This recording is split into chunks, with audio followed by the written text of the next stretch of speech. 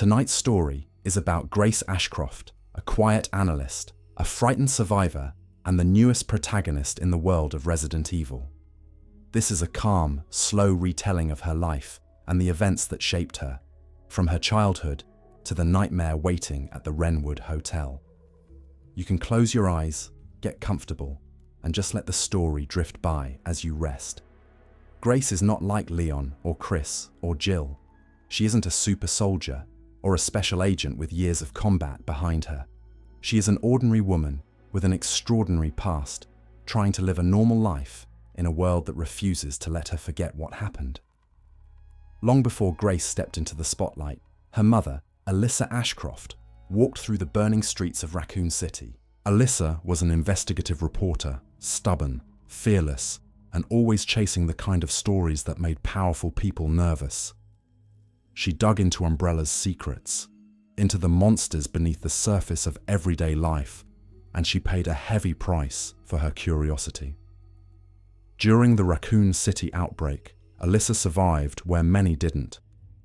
She ran through ruined hospitals and infected streets, listening to sirens and distant screams, always one step ahead of death. That nightmarish city became the foundation of her career, and also the shadow that followed her for the rest of her life. When the fires eventually died down, the world tried to move on. Raccoon City became a memory, a cautionary tale, a headline, a piece of classified history.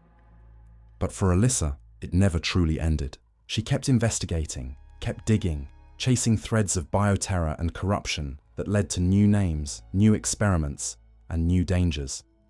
Somewhere in the middle of all of that, Grace was born. Grace grew up with a mother who had seen too much, who knew exactly how dark the world could be. Alyssa loved her daughter, but she could never fully escape the trauma of Raccoon City, and that weight settled over their home like a quiet fog.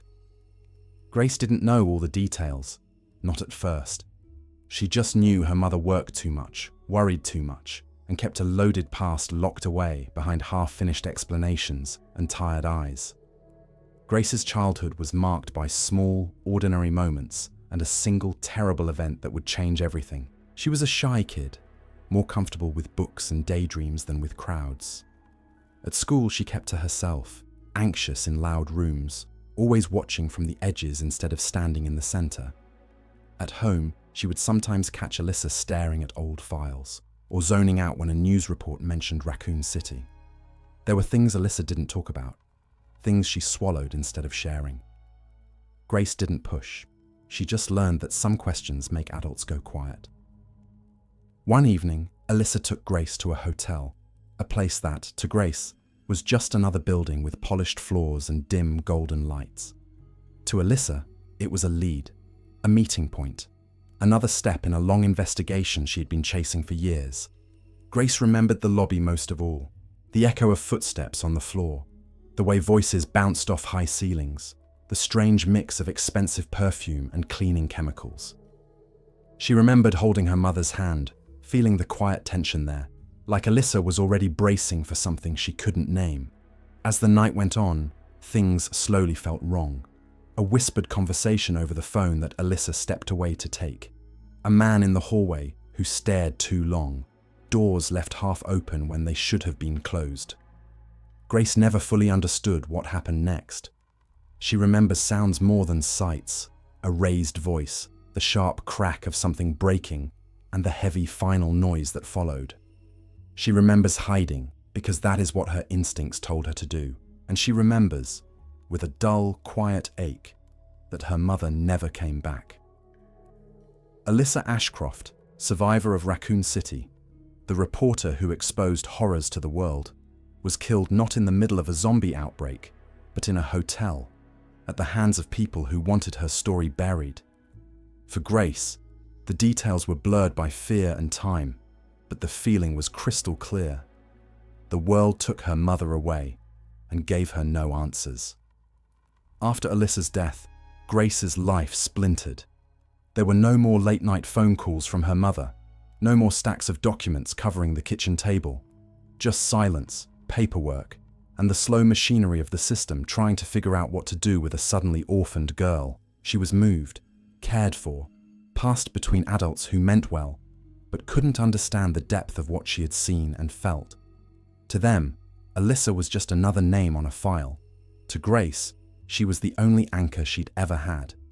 Grace grew quieter. She became more introspective, more cautious. The world felt unstable, unpredictable, and she learned to survive by staying small, staying unseen, staying safe. But beneath the fear, something else started to grow.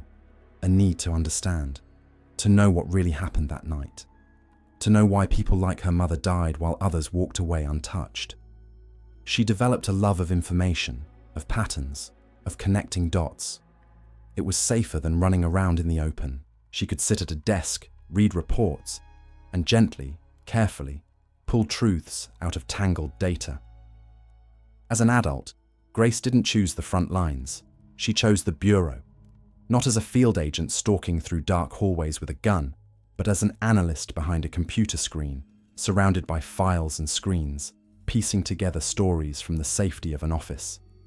She studied hard, worked harder, and found that she had a talent for seeing what others missed.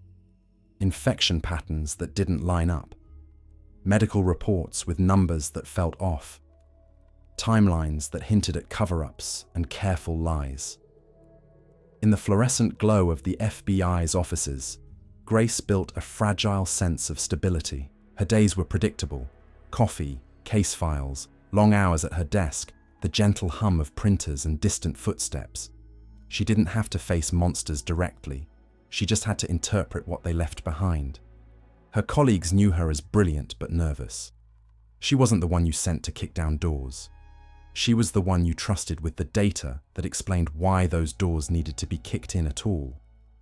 In this way, she was still her mother's daughter, chasing truth, exposing shadows. But she did it from a distance, behind layers of glass and security. One day, a new case landed on her desk.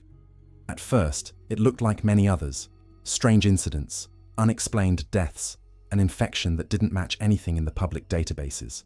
But as she read through the reports, a familiar name surfaced. A familiar place. A hotel. The Wrenwood. The same place where her mother died.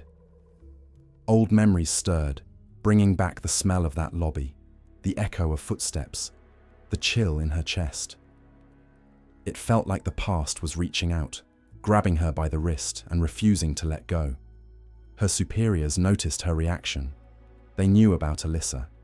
They knew, at least in broad strokes, what had happened years ago. Some might have thought this made Grace compromised. Others saw it differently. She had more reason than anyone to want this case solved.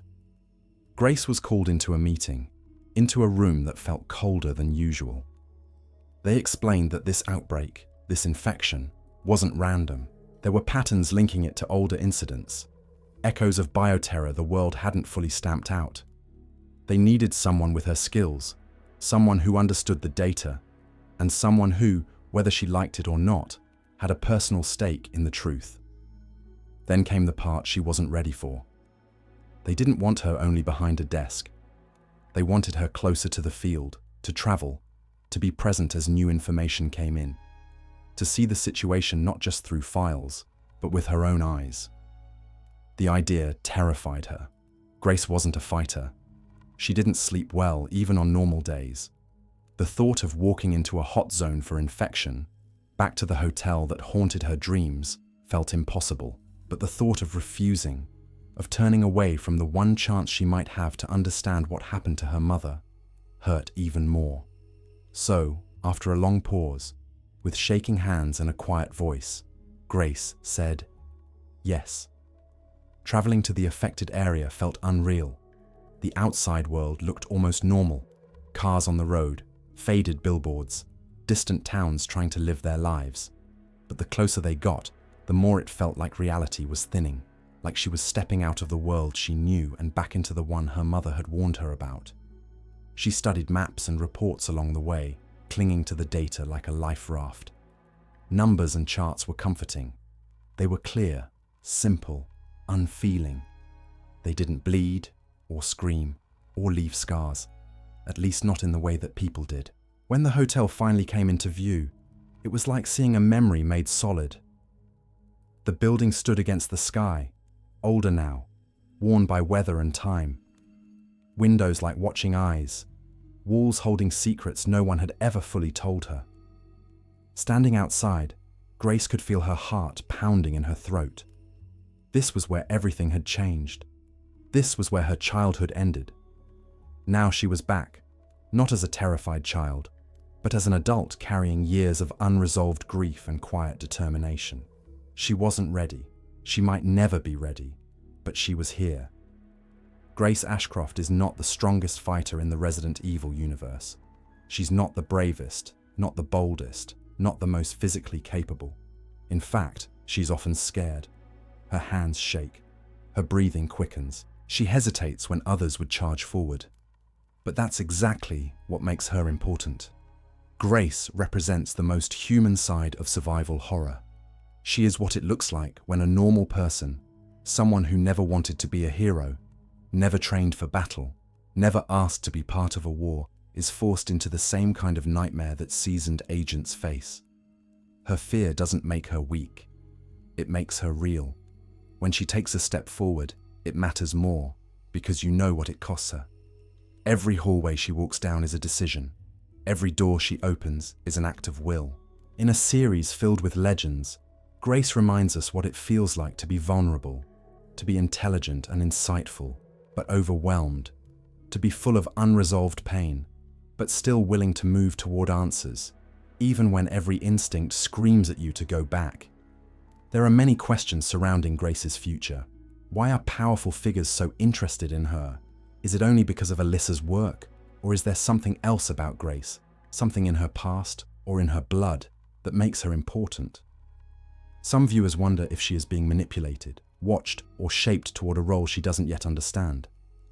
Others think her presence in Requiem is the beginning of a larger arc, one that might connect to old factions, hidden experiments, and unfinished stories from older games.